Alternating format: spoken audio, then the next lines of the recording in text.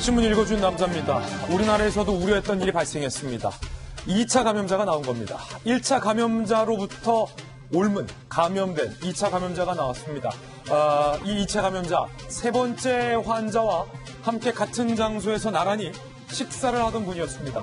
같이 한 식당에서 같은 테이블에서 불고기를 같이 먹었는데 신종 코로나 바이러스, 즉 우한 폐렴이 옮은 겁니다. 2차 감염에 대한 비상, 적색 등이 펴졌습니다. 잠시 후 이 이야기 중요하게 다뤄보겠습니다. 오늘 조간신문 보도도 함께 하시죠. 먼저 동아일보입니다. 단연 동아일보 헤드라인은 이겁니다.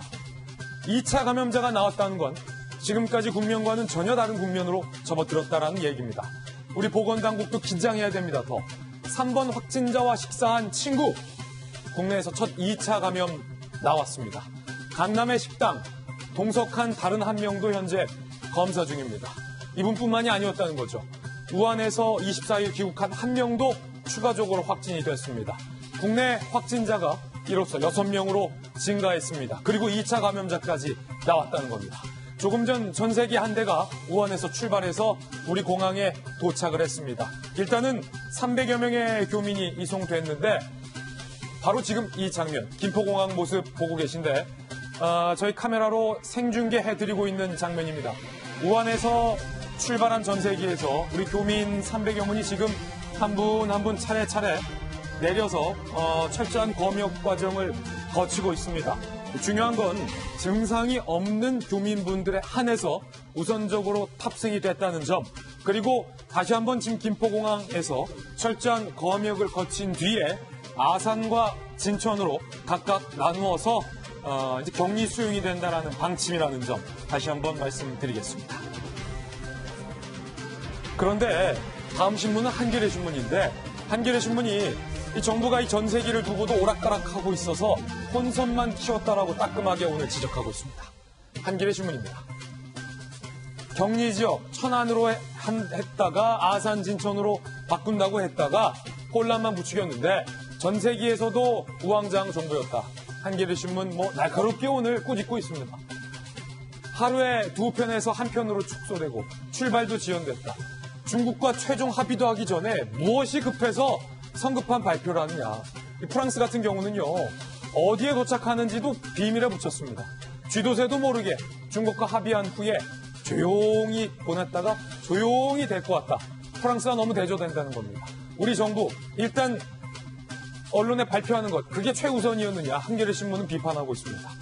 결국 정부가 이렇게 중국과 합의도 하기 전에 공공연하게 발표하고 나서 오히려 더 우리 정부가 하고자 하는 것에 중국이 반기를 들었다, 브레이크를 걸었다라는 분석도 한겨레 신문은 싣고 있습니다. 특히 격리지역 번복 논란이 커지자 정부는 사과했지만 여전히 지역 주민들의 반발은 큰 상황입니다. 다음 신문입니다. 이번엔 중앙일보입니다. 대법이 문체부 블랙리스트 건과 관련해서 김기춘, 조윤선 두 사람에 대해서 이런 판결을 내렸습니다. 파기환송을 했는데 상하기관의 공무원끼리 업무협의, 직권남용으로 보기 어렵다라는 설명을 달아서 파기환송을 했습니다. 청와대와 문체부 예술단체 협의는 의무에 없는 일로 단정할 수 없다라는 겁니다. 물론 진보단체에 지원금 안 주고 너들은 니들끼리 알아서 해, 이건 유죄로 나왔지만 직권남용의 벽을 대법원이 한층 더 높였다라는 의미로 풀이되고 있습니다. 그런데 일각에서는 대법원이 이제 와서 1심, 2심 다 유죄로 해놓는데 대법원이 이제 와서 직권남용과 관련해서 벽을 높인 것, 일각에서는 조국 전 장관의 직권남용 재판에 영향을 줄 것이다 라는 분석도 나오고 있습니다. 더 나아가 이런 음모론도 있다고 해요.